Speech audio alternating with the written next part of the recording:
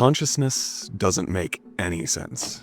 Sights, sounds, smells, textures, the warmth of love, the sting of sadness, the coldness of heartbreak. Why do we experience any of it? We've mapped out the entire observable universe, measured every single neuron in our brains, and we've even trained machines to think, speak, and act just like us. And still, we don't understand the most fundamental thing about human existence. Why does it feel like anything to be you? Why is there a little person inside of your head? And a story of your life that exists through time? Although it's something that every single person who has ever existed has experienced, consciousness is one of the most difficult things to explain or understand. Philosophers, mystics, scientists, and religious leaders have all come to the same uncomfortable conclusion. Consciousness isn't as straightforward as it appears. It unfolds in levels, and the deeper you go, the stranger it gets. So let's dive in.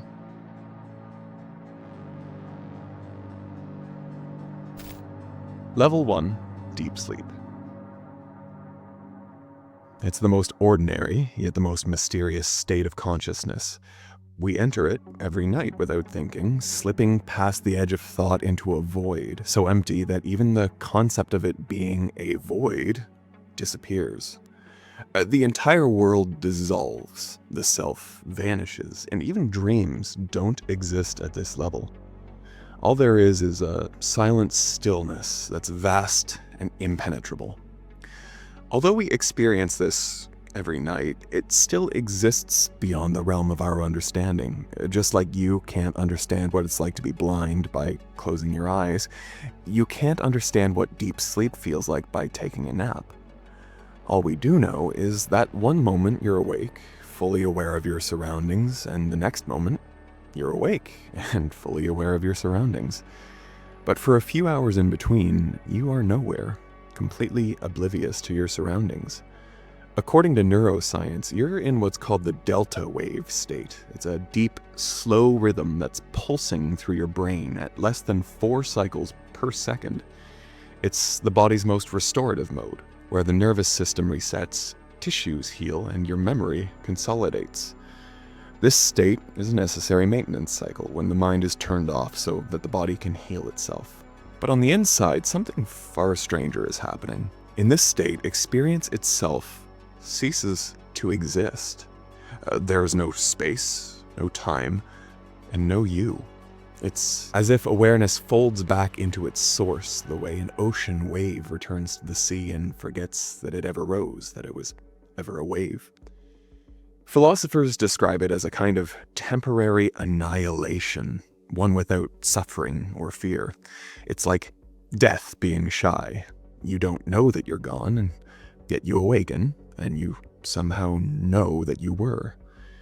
That paradox, to be without being aware of being, has haunted even the greatest thinkers for centuries. In the Mandukya Upanishad, it's called Sushupti, a state where the self rests in its unmanifest form. Buddhists regard it as a glimpse of nirvana without enlightenment, while modern philosophers see it as the ground zero of consciousness, the point at which the line between awareness and non-awareness blurs. And yet, even here, the seed of consciousness exists. Something knows that nothing is happening, otherwise you would wake up each morning and you would be completely confused as to what had just happened. So it seems that even at this bottom layer, awareness is still there. It only withdraws, watching quietly from behind the curtain. In that sense, deep sleep is both an ending and a new beginning. It is the nightly death of self and the daily resurrection of consciousness. Each time you wake up, you're reborn from that void, carried upward through the layers of mind that rebuild your world anew. The dreamer reassembles, the senses reopen, and the illusion of continuity resumes. But for a few hours each night, you cease to exist. And that, perhaps, is the purest form of peace the mind may ever know, at least on this plane of existence. Beyond that layer of emptiness, there is creativity beyond human comprehension. Level 2. Dreaming. Fragments of thought begin to move. Images shimmer into existence, and without opening your eyes, you find yourself somewhere else entirely. This is dreaming, the first world consciousness creates for itself. In this realm, reality is all self-generated. The senses have shut down, and the body lies motionless. Yet, within the theater of the brain, entire universes are created. Mountains rise and vanish. Faces from memory blend with strangers whom you've never seen before. You experience an entire lifetime in a few minutes. One moment, you're flying through an endless sky, and the next, you're trapped in a room without any doors or windows. And the strangest thing of all is that it all feels real, or at least as real as your everyday waking life.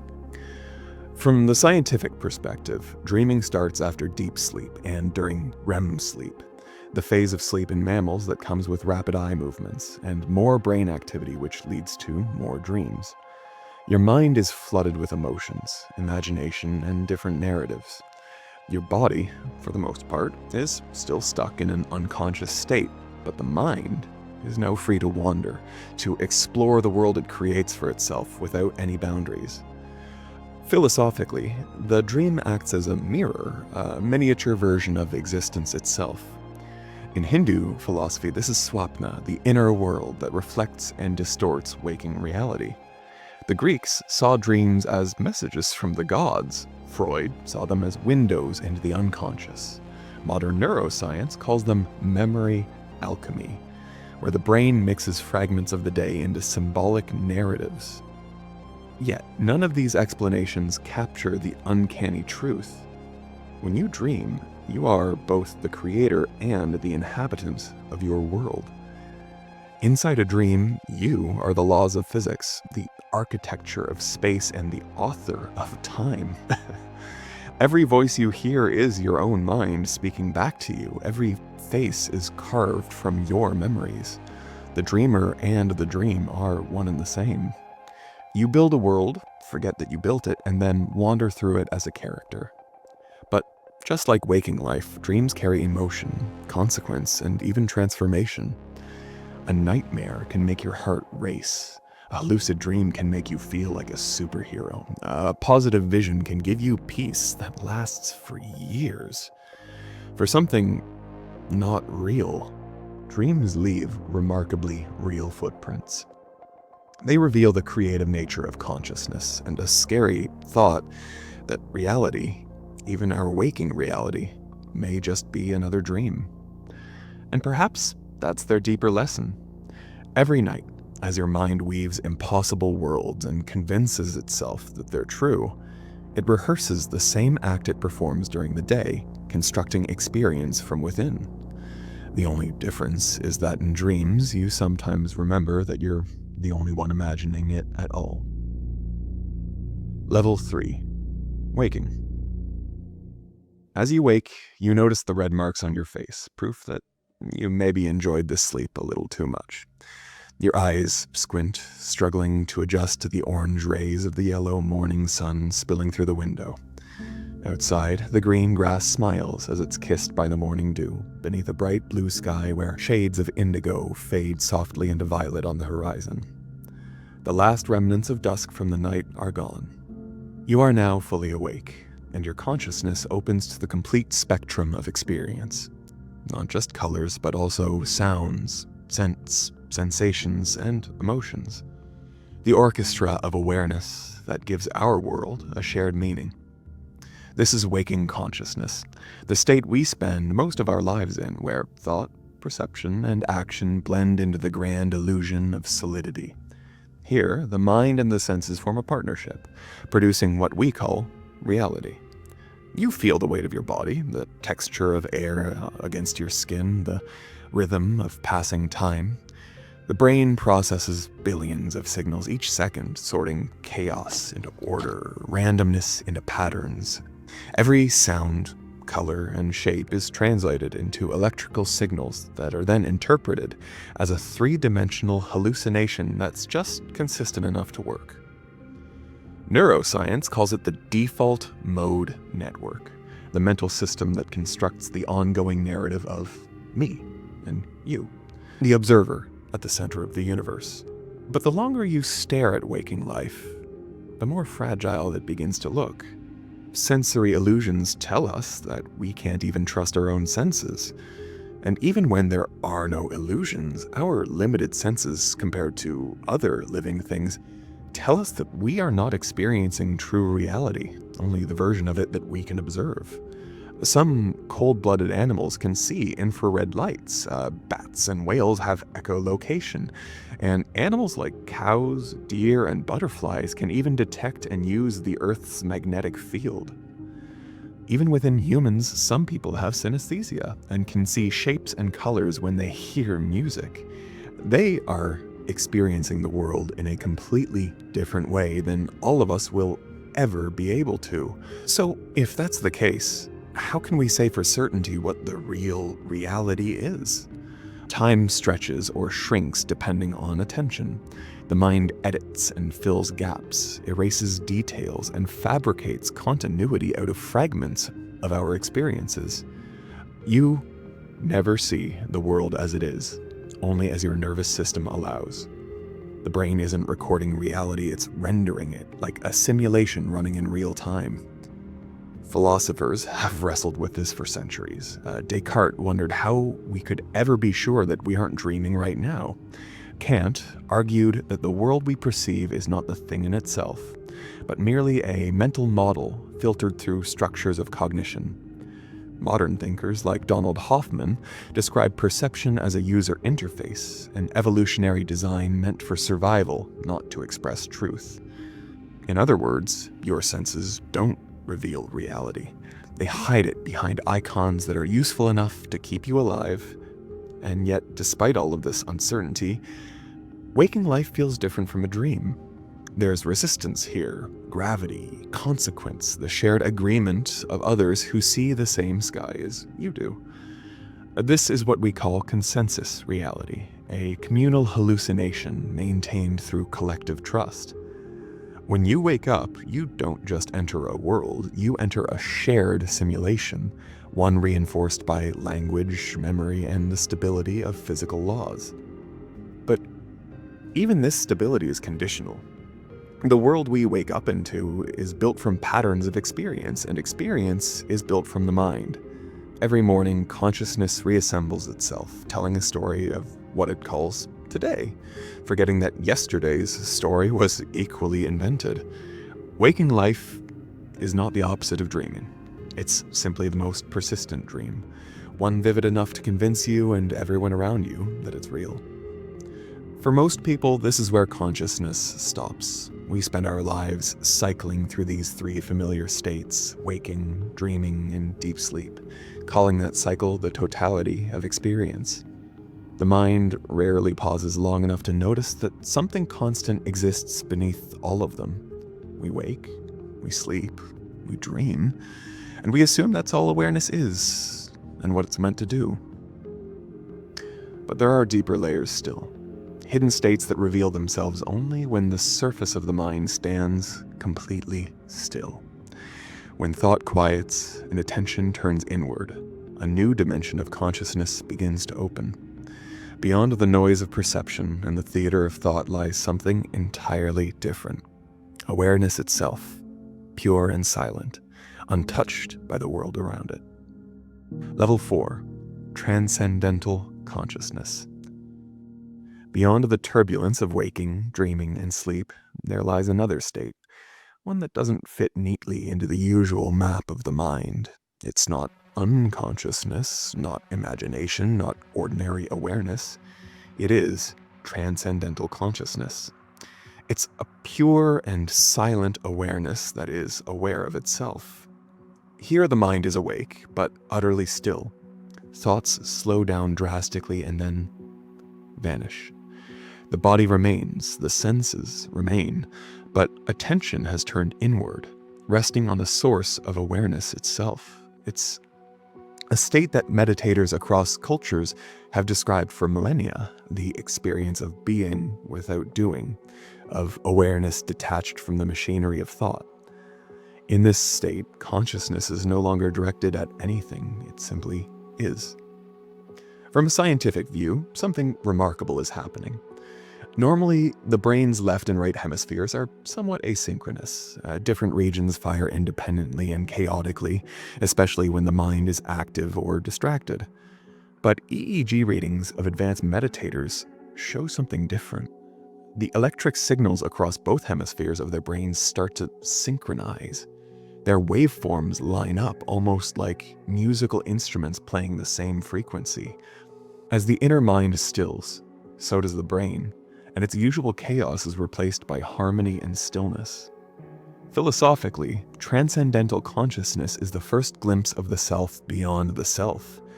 The Upanishads describe it as Turiya, the fourth state, beyond waking, dreaming, and deep sleep. Buddhists call it emptiness, not because it lacks content, but because it lacks boundaries. Descartes said, "I think, therefore I am." But in this state, even thinking dissolves, and yet, I am remains. There is a profound simplicity to this awareness. It doesn't judge, interpret, or analyze. It just observes. For a few moments, the endless stream of thought that defines waking life goes quiet, and the observer realizes that they were never the thoughts at all, but the space in which those thoughts appear. Many describe the experience as a feeling of returning home. Only home is not a place, but a condition of being that feels more familiar than anything else. It's as if the mind has spent its whole life facing outward, looking for meaning in the world, only to turn around and find that what it sought was the one who was looking. In transcendental consciousness, awareness becomes self-luminous. The observer and the observed merge into a single existence. It's not an escape from the world, but the discovery of what remains when the world disappears, a consciousness untouched by thought, time, or form. At this point, consciousness begins to step beyond what science can comfortably describe. The instruments still record patterns, the brain still hums with coherence, but something about the experience slips through the cracks of measurement. Logic, which once seemed sturdy, starts to tremble. This is where philosophy takes over, where awareness begins to question its own nature and language itself starts to blur. If the mind can be aware without thought, what exactly is doing the knowing? Oh, what is the I that remains when the story of me falls silent? These aren't questions for neuroscience anymore. They're riddles of existence itself. Level 5, Cosmic Consciousness. Eventually, something extraordinary happens. The silence of transcendental awareness stops fading when you open your eyes. The stillness remains even as you move through the world. This is cosmic consciousness, the moment when inner and outer awareness coexist, when the witness behind experience no longer disappears when the experience unfolds. Here, consciousness no longer flickers between opposites. You can think, speak, act, and feel, yet somewhere beneath the surface, a deep, unmoving stillness hums, untouched by any of it. There's joy and sorrow, gain and loss, but all of it happens within a larger, unbroken awareness that simply observes it all. Life continues as before, but your relationship with it is no longer the same. You are no longer fully in the story. You're watching the story from a distance and, at the same time, living it up close. Science might describe this as continuous meta-awareness, a sustained activation of the brain's frontal monitoring system that tracks internal and external experience simultaneously. Heart rate and brainwave patterns show a balance rarely seen, coherence between the body's alertness and the mind's serenity. Yet what the instruments can't measure is the feeling itself, the quiet astonishment of being awake within the waking. Philosophically, this is the state where self-knowledge becomes direct. The Upanishads describe it as the realization of Atman, the inner self, distinct from the ever-changing play of thoughts and sensations. You begin to see that the body, emotions, and personality are not you, but are expressions of something larger. The witnessing awareness that once was a fleeting meditative glimpse becomes a permanent backdrop. You don't lose your individuality, you just stop mistaking it for the whole truth. The world still moves, but you are no longer swept away by it. The emotions that once consumed you become waves rippling across the surface of an ocean. Suffering still arises, but so does unshakable calm. The recognition that even pain is a movement within consciousness, not outside of it. You become both the participant and the spectator, both the actor and the stage. This is what many mystics call the witness state, the dawning of enlightenment, the first steady awakening. It's not otherworldly or distant, it's ordinary life, but experienced from a higher vantage point. You still walk and talk and breathe, but now you do so while simultaneously resting in the infinite. In cosmic consciousness, the self and the universe begin to mirror each other. You start to sense that the awareness within you and the intelligence that animates the cosmos might be the same thing, two expressions of a single universal mind. The individual soul and the cosmic soul are not separate entities, but reflections meeting in still water. And once you see that, the line between inner and outer reality begins to dissolve. Level 6. God consciousness. At some point, awareness begins to shift again. The silent witness that once observed the world from a distance now starts to feel intimately connected to it, as if that same stillness is pulsing through everything you see. This is God consciousness, a state where perception itself becomes sacred, and every aspect of the universe radiates with living intelligence. In this state, consciousness doesn't just witness the world, it feels it. The tree outside your window no longer seems like an object. It breathes, it vibrates, it glows with quiet divinity. The line between the perceiver and the perceived softens, replaced by a sense of reverence that permeates every existence. The same awareness that once sat silently within now begins to overflow, touching everything it counters with love. Neuroscientifically, this shift can be glimpsed in patterns of highly synchronized gamma activity, often observed in advanced meditators experiencing profound compassion or awe. Emotional and sensory centers of the brain begin to merge, producing a kind of refined perception, reality felt not just through the senses but through the heart. But science can only describe the mechanics, it can't capture the meaning. What actually happens is that consciousness expands from neutrality into devotion, from witnessing the universe to falling in love with it. Philosophically, God consciousness has appeared in nearly every spiritual tradition. In the Vedic texts, it's described as the blossoming of Sat Chit Ananda, being, consciousness, and bliss, the triad of divine experience. Christian mystics call it theosis, union with God through love. Sufis sang of it as ishq-i hachichi, the divine passion that burns away separation. Each points to the same realization. The universe is not a cold mechanism, but a living expression of consciousness, and that consciousness is inherently good, intelligent, and beautiful. In this state, love ceases to be an emotion and becomes a perception, a way of seeing. You don't feel love for the world, you see through love. Every sound, color, and form feels imbued with the same sacred essence that animates you.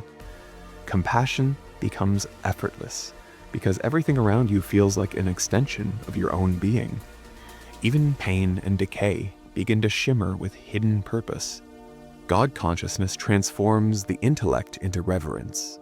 The mind no longer seeks to control or analyze reality, it bows before it.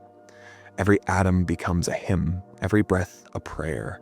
The divine is not something else, not above or beyond, it is here, unfolding through every heartbeat, every sunrise, every ordinary moment that you once overlooked. In the previous level, you realize that you are a consciousness watching the universe. In this one, you realize that consciousness itself is divine, and so is everything it creates. The world becomes a cathedral of awareness, and you, a witness in awe of its infinity. Level 7. Unity Consciousness. At the last level lies a state where even the witness disappears. The boundary between observer and observed, between self and world, subject and object, disappears completely. This is unity consciousness, the highest expression of awareness, where the universe knows itself through you, and you know yourself as the universe. Here all distinctions fall away. Inside and outside, mind and matter, life and death, all of it merges into a single, seamless field of being. It's not that you perceive unity, rather you are unity. The infinite doesn't feel distant anymore. It's the very substance of your own awareness. There's no longer a self looking out at the world. There's only consciousness, infinite and self-luminous, flowing through every form and thought like light through glass. From a scientific standpoint, unity consciousness pushes the limit of what we can even measure. Some neuroscientists speak of non-dual awareness, a brain state characterized by synchronized coherence across regions, where self-referential processing all but disappears. But this is only the shadow of something that can't truly be quantified, because the experience of unity is not in the brain at all. It's the field in which the brain, the world, and all of existence arise together. Philosophically, this state has been described in countless ways. In Vedanta, it is the realization of Brahman, the one without a second, pure being, consciousness, bliss. In Mahayana Buddhism, it's sunyata, the emptiness that is full, where form and void are one and the same. Mystics of every tradition have spoken of it in paradoxes. The drop that becomes the ocean and yet remains a drop. The flame that recognizes itself in every other flame. In unity consciousness, the sense of time dissolves. The future and past collapse into an eternal present, a boundless now that contains all moments at once. The mind, once so desperate to grasp and define, falls silent. What remains is not thought, not feeling, not perception, but pure existence, radiant and complete. Every moment, every breath, every heartbeat is seen as the motion of the universe itself. There is no longer a personal God or an external divinity to perceive, because there's nothing outside. The cosmos itself is sacred, the divine dreaming itself into galaxies, into atoms, and into you. The love that began in God consciousness now expands beyond any object, becoming the very nature of awareness. It is love without direction, joy without cause, being without end. And from this vantage point, you see that consciousness never climbed anywhere. It was always whole, always infinite. The latter was only a way for the mind to understand what the self already knew.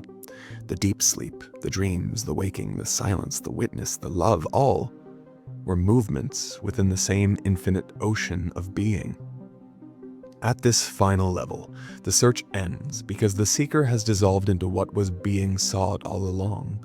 There is only one reality, one consciousness, one existence, and it has always been you.